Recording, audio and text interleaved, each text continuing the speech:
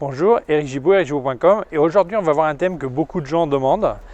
Doit-on ou ne doit-on pas signer nos photos? Allez, c'est parti!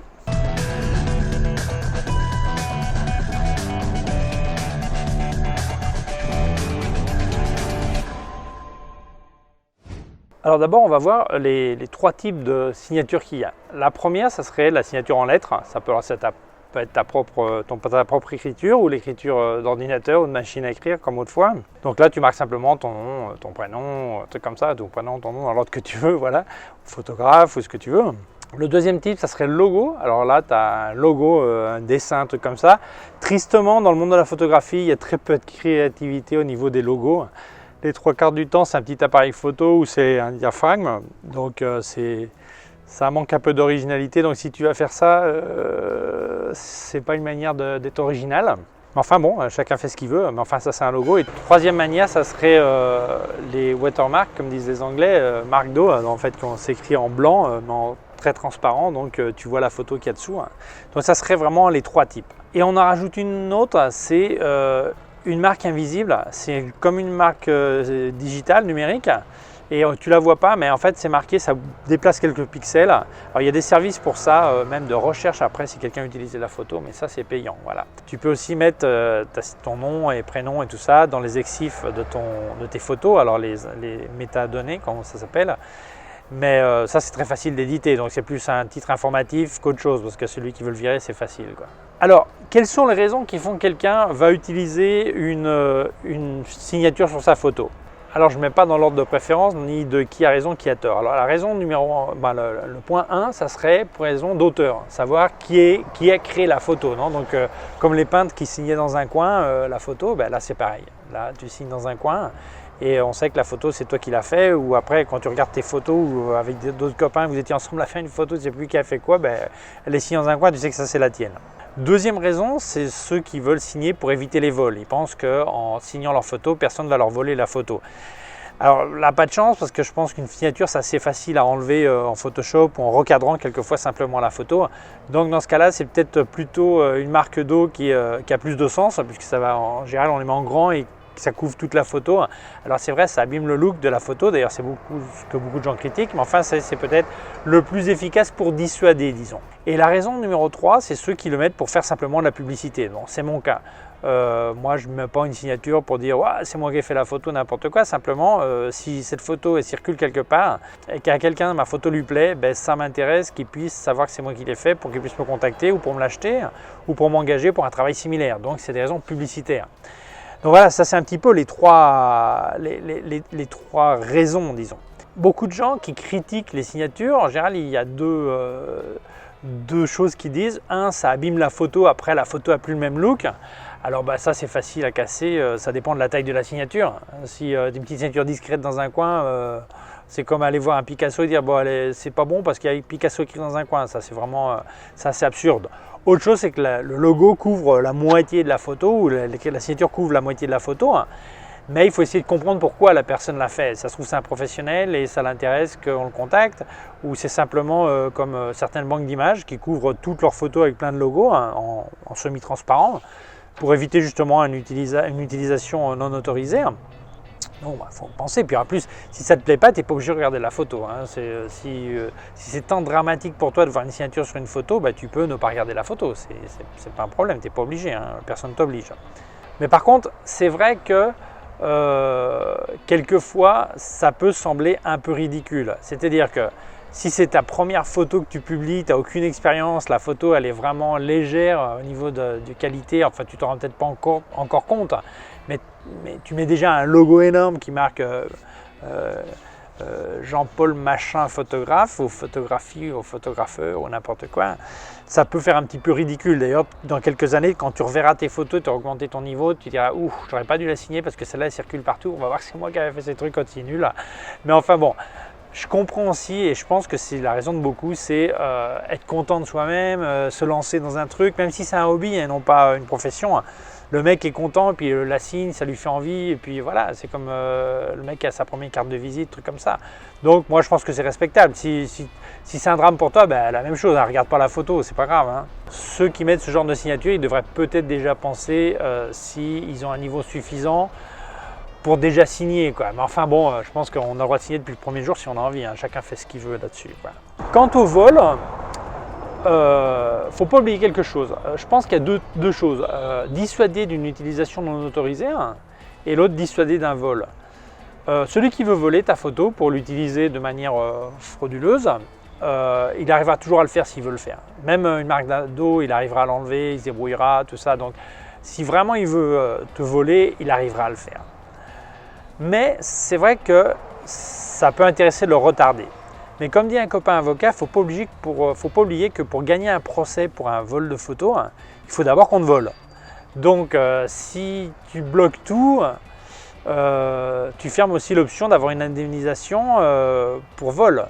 Et souvent, cette indemnisation est plus élevée que ce que tu aurais touché en vendant la photo. Donc c'est à toi de voir. Enfin, le mec qui fait volontairement voler ses photos pour gagner de l'argent dans un procès, bon, je ne sais pas si c'est vraiment une mentalité. Enfin bon, chacun fait ce qu'il veut. Mais ce qui est clair, c'est le mec qui veut te voler, il va te voler. Et ceux qui disent ouais, de toute façon, ça ne sert à rien de mettre une signature parce que celui qui te vole, tu lui fais un procès, c'est aussi simple que ça. Moi, je pense que les mecs qui disent ça, c'est surtout des grandes gueules et qui n'ont jamais vraiment fait un procès, quoi. Parce que faire un procès, c'est cher. Alors, si tu as vraiment de la chance, celui qui te vole, il est dans ton pays. Mais s'il n'est pas dans ton pays, imagine trouver un avocat de manière internationale, te communiquer avec lui, tu auras peut-être besoin de traducteurs, te déplacer dans le pays pour faire le procès. Tu n'es pas une multinationale, hein, moi non plus. Hein. Donc je pense que celui qui dit ça, je pense qu'il est jamais passé par un procès, où il a vraiment une grande gueule, il ne se rend pas compte de la connerie qu'il est en train de dire, quoi. Évidemment, tu peux faire un procès, mais tu fais un procès si tu es sûr de le gagner, d'une part, et d'autre part, si tu as les moyens de faire le procès. Donc c'est pas aussi simple que ça. Alors c'est vrai, il y a plein de cas où des journaux, des magazines ont été condamnés à indemniser des photographes, amateurs ou professionnels, parce qu'ils avaient pris leurs photos sur les réseaux sociaux, ils les ont publiées dans la presse.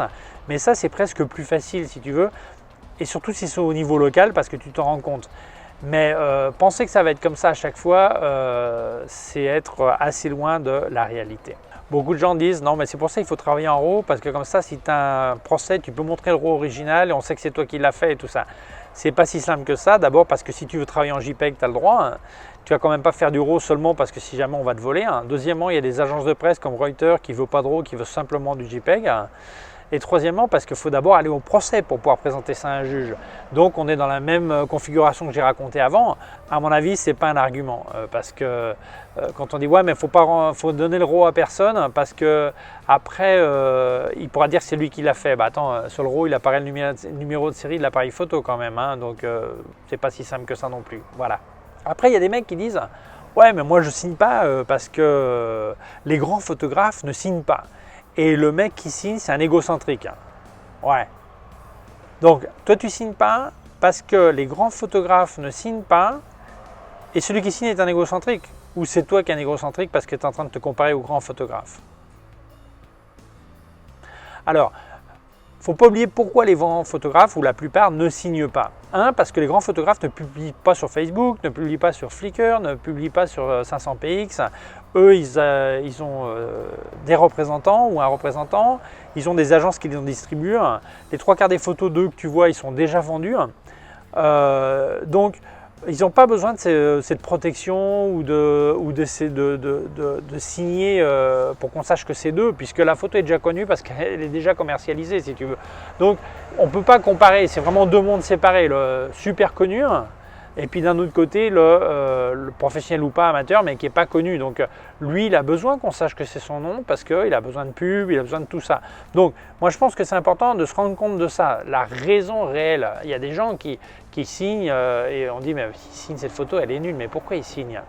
Parce que ça lui fait envie, il en est content, c'est tout. Je sais pas, moi, tu prépares ton premier gâteau à la maison et puis tu le présentes à tes parents ou à ta femme ou ton mari ou tes enfants et puis tout content, tu te mets une toque de chef et tu dis chef Eric vous présente son premier gâteau. Voilà, c'est s'amuser, c'est ludique, je vois pas où est le problème. Voilà. Alors par contre, ce que j'aimerais, c'est que tu réfléchisses un petit peu sur si tu dois ou pas utiliser une signature. Eh bien moi je pense qu'il faut que tu analyses surtout les conséquences si tu n'en utilises pas ou les apports si tu en utilises. Moi, je pense que dès que tu arrives à un certain niveau et que tu peux être satisfait ou tu penses que tu es content de ton niveau de photo, moi, je pense que oui, tu devrais mettre une marque quelque part. Alors que ça soit un logo, une marque d'eau ou une signature, comme tu veux.